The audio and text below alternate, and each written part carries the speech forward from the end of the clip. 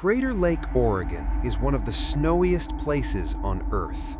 In the winter of 1980, the landscape was a wall of white, a place where every footstep is a permanent record. This is where Vanessa Williams lived. She was in her 30s, pregnant, and she lived in a community so isolated that nothing went unnoticed. Yet, on a day when the snow recorded every movement, Vanessa vanished without leaving a single track. She didn't go alone. She left behind her 7-year-old daughter, Manon, who was waiting for her to return. Vanessa wasn't a person who could just walk away. In 1980, the roads out of the park were often impassable, and the terrain was a death trap for the unprepared. There was no note, no packed bags, just a door that closed on a life that was supposed to continue. For 45 years, investigators have grappled with the same physical impossibility. How does a pregnant woman exit a high-altitude, snow-locked environment without a vehicle, without snowshoes, and without leaving a trail for the search teams to follow? The official files from 1980 suggest that every exit was monitored, every neighbor was questioned, but as the snow melted that spring, it revealed nothing. Tonight, we are reopening the 1980 case file of Vanessa Williams. We are looking past the decades of rumors to examine the raw data, the weather logs, the witness statements, and the timeline of the final hour she was seen. Because in a place like Crater Lake, the snow eventually tells the truth, and it's time we listen to what it says. To understand the disappearance of Vanessa Williams, we have to understand the specific geography of Crater Lake National Park in the winter of 1980. This is a high-altitude environment, thousands of feet above sea level, where the landscape is redefined every hour by the accumulation of snow. When we look at the official timeline recorded by investigators, we aren't just looking at a series of hours, we are looking at the closing of a window. The morning of June 14, 1980, did not begin with the extremity for which the day would later be remembered. According to the meteorological logs maintained by the National Park Service at the time, the early hours were characterized by a heavy, overcast sky and a temperature hovering just above freezing. For those living within the park's residential quarters, this was a routine atmospheric condition. At 7:30 a.m., the record indicates that life for the Williams family proceeded as it would on any other Saturday. Vanessa was in her 30s and, as documented in medical reports, was in the second trimester of her pregnancy. This is a critical detail in the official record. Those who spoke with her that morning, including neighbors in the employee housing area, described her as focused on the future. There were no indications of distress. There were no signs of a person preparing for a departure. Instead, there was the mundane preparation for a growing family. By 8:45 a.m., Vanessa was seen near the residential area. At this time, the ground was already covered in the remnants of previous storms, but the day's new accumulation had not yet reached its peak. A neighbor, whose statement was later preserved in the cold case file, noted that Vanessa was wearing a heavy winter coat suitable for the high-altitude climate. She was observed moving with a purpose that suggested routine, a short walk, a breath of air, a moment of quiet before the responsibilities of the day took over. However, at 10 a.m., the meteorological data shows a significant shift. The wind speeds began to increase, and the snowfall, which had been light and intermittent, became steady and dense. In the logs, it is recorded that the accumulation rate jumped to nearly 2 inches per hour. This is the moment the record began to be written. Any movement made after 10 a.m. would have been deeply imprinted into the fresh, soft powder. Between 10:30 a.m. and 11:15 a.m., Vanessa had a brief conversation with a community member near the park's administration buildings. This is one of the last confirmed points of contact. The witness reported that Vanessa mentioned her daughter, Manon. She spoke about plans for lunch. She spoke about the cold. Every word recorded from this exchange points to a woman who expected to be home within the hour. There was no mention of travel, There was no mention of meeting anyone unexpected. She was acting in accordance with her known history, a mother who was present, a resident who was accounted for. By 12 p.m., the midday light was struggling to penetrate the cloud cover. The snowfall was now heavy enough to limit visibility to less than a quarter mile. Inside the Williams residence, the atmosphere was of normal weekend activity. Manon was occupied with her toys. The household was warm. It was during this window, somewhere between 12:15 p.m. and 1 p.m., that Vanessa Williams reportedly stepped outside. She did not take her purse. She did not take her identification. She did not take the keys to the family vehicle. These items remained exactly where they were habitually kept. To investigators, this suggested a temporary exit, perhaps to check the mail, perhaps to clear a walkway, or perhaps to simply step onto the porch. But as the clock reached 2 p.m., the weather station at Crater Lake recorded a total whiteout. Visibility reduced to zero. The wind was gusting, creating drifts that reached several feet in height against the sides of the buildings. It was at this hour that the household realized Vanessa had not returned. When we examine the timeline, we must account for the physical reality of the park at 2 p.m. on that day. The roads were monitored, the entrance stations were manned. The terrain surrounding the housing area was a vertical landscape of deep snow and ancient trees. For a woman in her second trimester of pregnancy to navigate this terrain on foot would require immense physical exertion and would, by all laws of physics, leave a massive, unmistakable trail in the 2 inches of snow that had fallen every hour since 10 a.m. By 3:30 p.m., the alarm was raised. Neighbors began to look around their immediate properties. They called out into the whiteout, their voices muffled by the density of the falling snow. They checked the communal areas. They checked the pathways. They looked for the indentations of boots, the drag of a coat, or the disruption of a drift. They found a landscape that was perfectly undisturbed. The logs from the National Park Service show that by the time the sun began to set behind the heavy cloud bank, the search had transitioned from a neighborly check to an official missing persons report. The investigators who arrived on the scene were met with a paradox that has remained the central tension of the case for 45 years. Vanessa Williams was gone, but the snow, which was deep enough to capture the footprint of a bird, showed no record of her exit. She was last seen in a state of total normalcy, planning a life with her daughter and her unborn child. And as the visibility dropped to zero at 2 p.m., she was erased from the record of Crater Lake, Oregon, leaving behind a timeline that ends abruptly in the middle of a winter afternoon. The official search for Vanessa Williams began at 3:45 p.m. In the administrative records of Crater Lake National Park, the transition from a casual neighborhood concern to a formal emergency is marked by a series of precise entries in the daily log. The first entry is brief.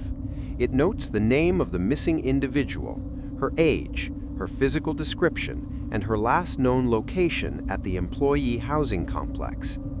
As the late afternoon light began to fail, the Oregon State Police were notified, and the National Park Service mobilized every available staff member on the grounds.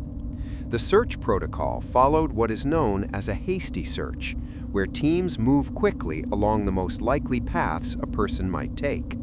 They checked the main roads, the equipment sheds, and the areas immediately surrounding the rim of the lake.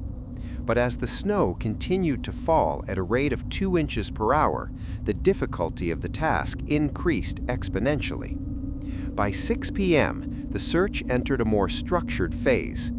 In the investigative files, this is referred to as the grid.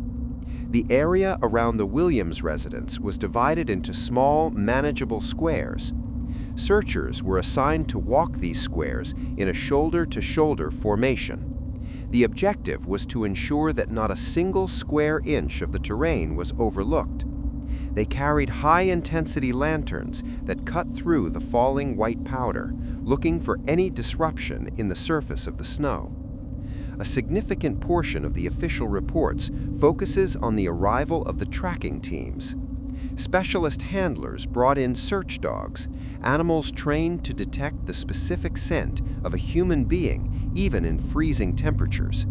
In theory, the snow should have made the work of these trackers more effective. Fresh snow is a porous medium. It can trap scent molecules and hold them in place, preventing them from being scattered by the wind. It also provides a high-contrast background where even a slight depression is visible to the naked eye. However, the trackers soon encountered what the Lobs describe as the atmospheric wall. Because the snow was falling so heavily and so consistently, any scent trail that Vanessa might have left was being buried almost as soon as it was created. The dogs were struggling to find a point of origin. When they were taken to the threshold of the Williams home, the last place she was confirmed to be, they could not find a path to follow. They circled the perimeter of the building, but they did not alert to a direction of travel. The reports from the tracking specialists are particularly clinical. They noted that for a person to walk through snow of that depth, they would have to lift their knees high, a movement known as post-holing. This type of movement creates deep, unmistakable vertical shafts in the snow. It is physically exhausting, especially for someone in their second trimester of pregnancy. Yet within the 1-mile radius of the home, searchers reported a total absence of these marks. The search teams moved through the forested areas adjacent to the housing complex. They used long probes to check the depth of the snow under the massive hemlock and fir trees. In a heavy storm, the thick canopy of these trees often create tree wells, depressions where the snow is much shallower and softer. These are known hazards in Crater Lake, and investigators were concerned that Vanessa might have sought shelter under a tree and become trapped. But as they systematically cleared every tree within the immediate radius, the result was always the same. The snow beneath the branches was undisturbed. There were no signs of broken twigs, no displaced needles, and no footprints leading into or out of the shelter of the forest. By midnight, the temperature had dropped significantly. The Oregon State Police logs indicate that the wind had become a sustained force, creating drifts that reached the windows of the park offices. The searchers were now facing the limits of human endurance. They had covered the housing area, the administration buildings, the visitors center, and the primary access roads. They had checked every vehicle in the vicinity. They had interviewed every person who remained in the park during the storm. The data gathered during those first 8 hours created a profound evidentiary gap. If Vanessa Williams had walked away, the searchers should have found a trail. If she had been picked up by a vehicle, there should have been tire tracks that did not match the known park traffic. If she had met with an accident in the immediate vicinity, the grid search should have located her. Instead, the midnight log entry for June 14, 1980, concludes with a statement of fact that would remain unchanged for decades. Radius cleared, no scent detected, no physical evidence of egress located. Search suspended till first light due to zero visibility. The grid had been perfectly executed. Every procedural requirement had been met. Every available resource had been deployed, but in the middle of a high-altitude wilderness, in a place defined by its ability to record history in the snow, the record remained blank. The investigators were left with a map of a square mile that was, according to every physical indicator, completely empty. As the initial search effort stalled against the physical reality of the snow, investigators were forced to move away from the landscape and towards the human element. In the investigative process, when the physical evidence, the footprints, and the scent trails fails to materialize, the focus must shift to the human element. This leads to what is often referred to in case reviews as the third option. If Vanessa Williams did not walk into the wilderness, and if she did not drive herself away, the remaining possibility is that she was moved by an external force. To understand the gravity of this, one must understand the social geography of Crater Lake in 1980. During the winter months, the park was not a public thoroughfare. It was an island. The population was limited to a small insular group of National Park Service employees, their families, and essential contractors. It was a community where every face was recognized, every vehicle was known, and every routine was observed. In such an environment, an outsider is noticed immediately. The Oregon State Police began a systematic re-examination of the community. They started with the premise that if someone had assisted Vanessa, or if someone was involved in her disappearance, that person had to be part of this small, closed circle. The investigators began conducting formal interviews, not just with Vanessa's family, but with every resident of the housing complex. They were looking for inconsistencies, but more importantly, they were looking for the small detail that didn't align with the environment of a snow-locked park. In the archived statements from June 1980, there is a particular focus on the movement of vehicles. At Crater Lake, snow plowing is the primary activity on the roads, and private vehicles are rarely used unless necessary. However, one witness statement buried in the early reports mentioned a detail that seemed inconsequential at the time. A resident noted that between 12:30 and 1 p.m., the exact window when Vanessa is believed to have disappeared, a vehicle was heard, though not clearly seen, moving near the rear of the housing units. The witness stated that the engine sound did not match the heavy, rhythmic drone of the park's official snow-clearing equipment. It was the sound of a smaller, lighter internal combustion engine. In a place where sound carries and where the arrival of a vehicle is a notable event, this was a deviation from the norm. Yet when investigators checked the logs of the park's entrance and exit stations, no unauthorized vehicles were recorded. The park was supposed to be a closed system. This led investigators to look closer at the internal security of the residences. At the Williams home, another detail was noted by the first responders. While the front door was closed, a secondary entrance, a side door leading toward a small utility area, was found to be closed but not fully engaged in its frame. In a high-altitude winter, the integrity of a home's seal against the cold is a matter of survival. Doors are typically checked and double-checked to prevent the loss of heat and the entry of snow.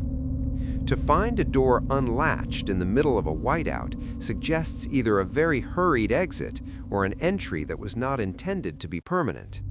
The investigators began to map the internal relationships of the park residents. They looked for any history of conflict, any unexplained absences from work shifts that afternoon, or any individual who seemed unusually familiar with the blind spots of the park's security. In 1980, there were no closed-circuit cameras. There were no electronic gate logs. Security relied entirely on the eyes and ears of the community. In the interviews, a sense of collective confusion emerged. The residents described Vanessa as a constant presence. She was a woman who was careful, particularly because of her pregnancy and her responsibility to Manan. The idea that she would step out into a zero-visibility storm through a side door, leaving the house unsecured, contradicted everything the community knew about her character. The third option theory, that she was transported, raised even more difficult questions.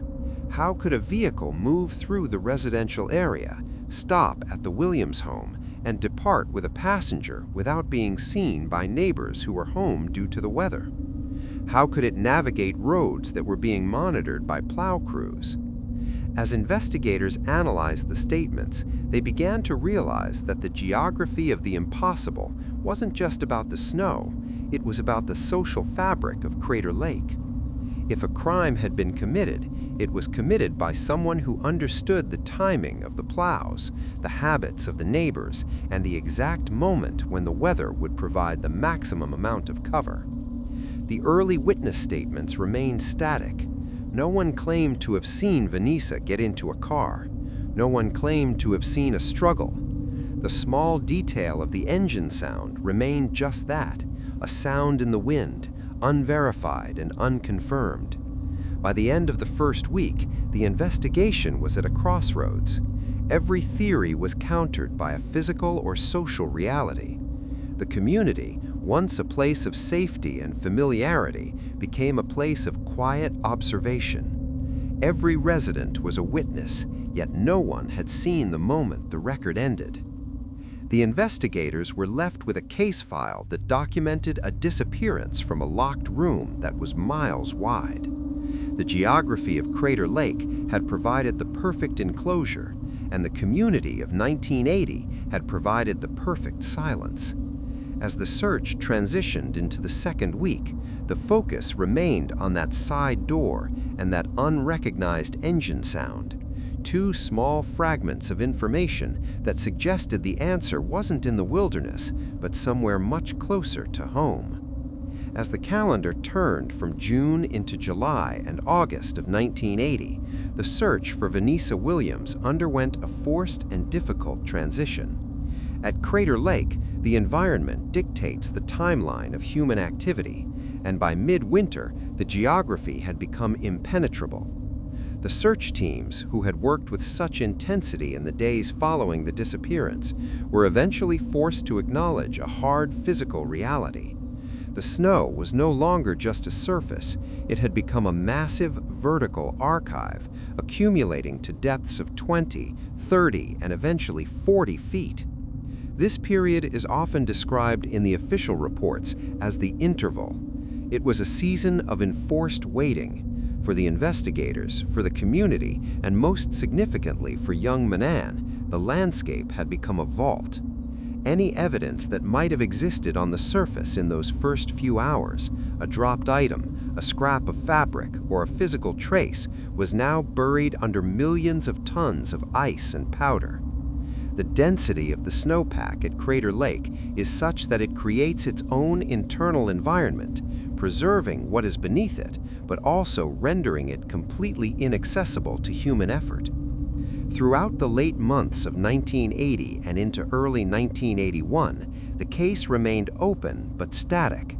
The Oregon State Police maintained a presence, but the active grid searches were no longer possible.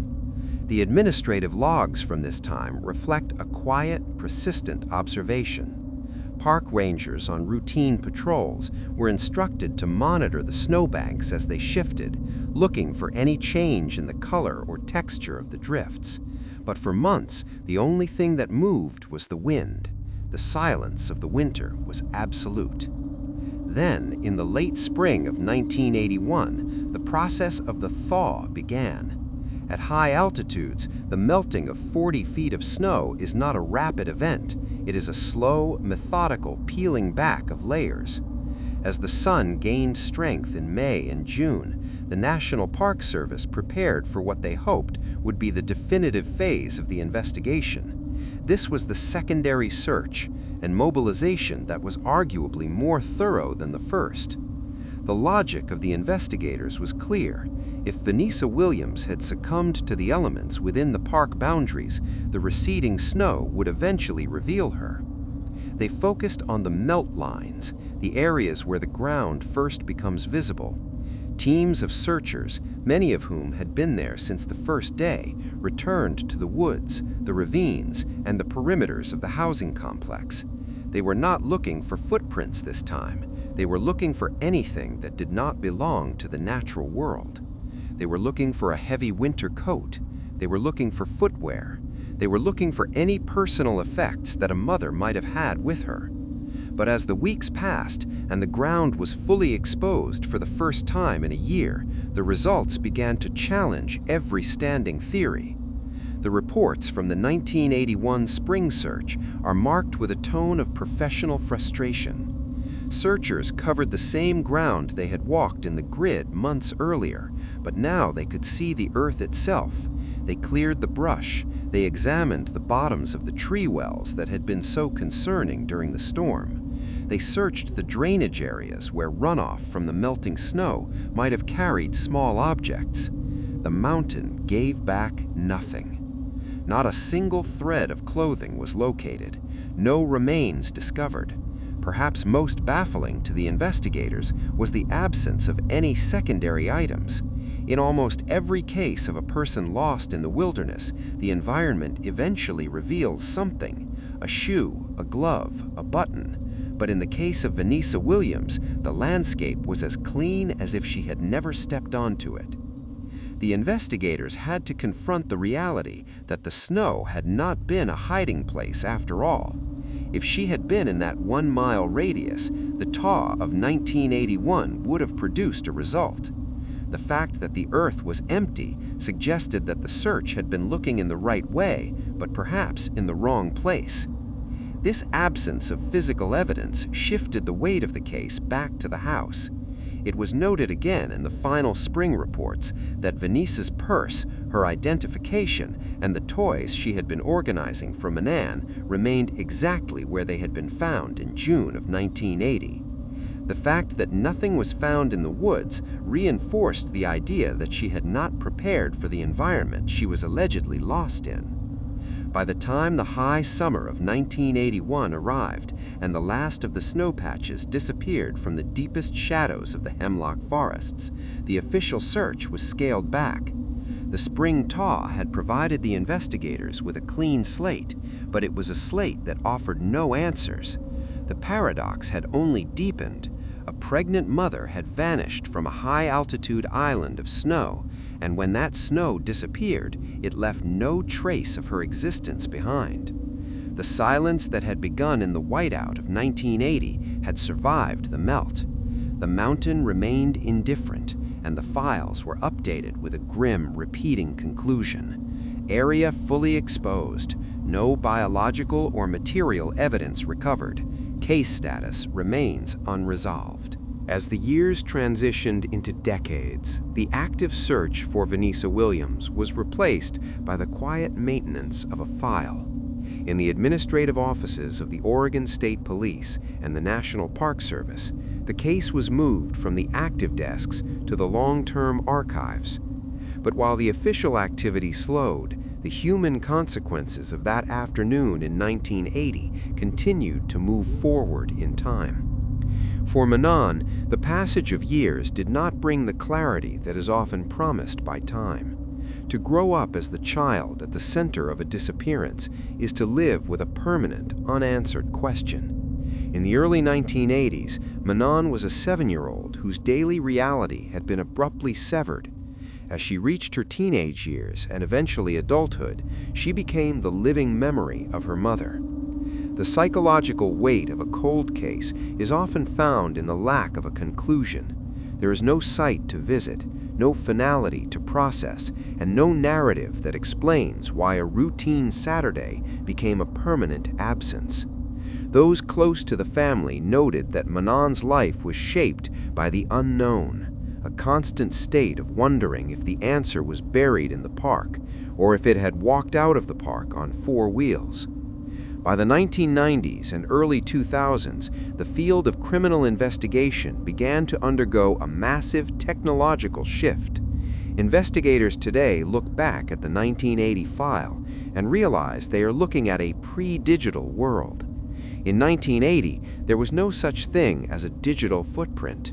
There were no cellular tower pings to track movement through the mountain passes. There were no centralized banking databases that could be monitored in real time for the use of a credit card or a sudden withdrawal of funds.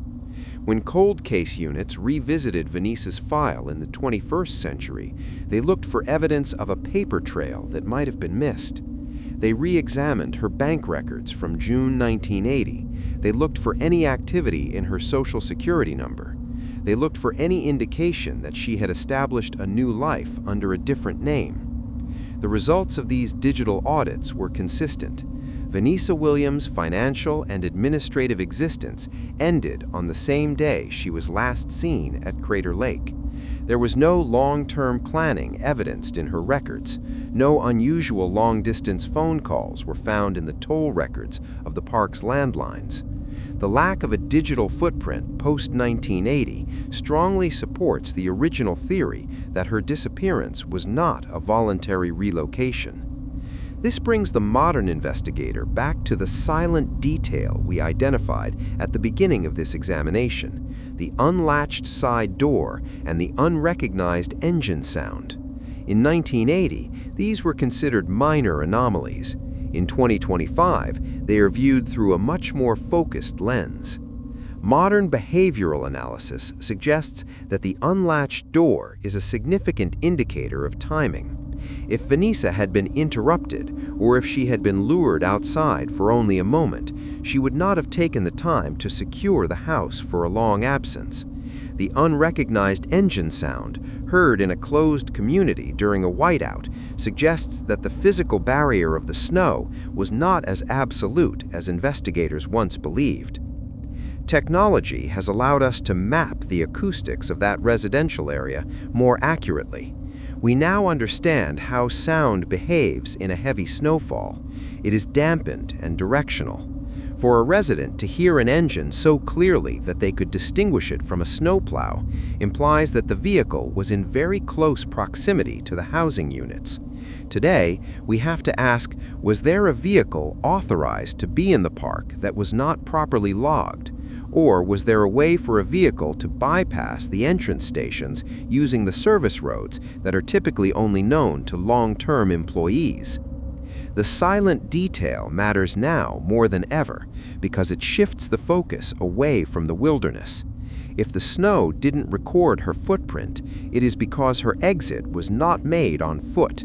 If the mountain didn't give back her remains or her clothing during the thaw, it is because she was likely not on the mountain. We are left to the conclusion that the answer to this case does not lie in the deep ravines or the thick forests of Crater Lake. It lies in the human record.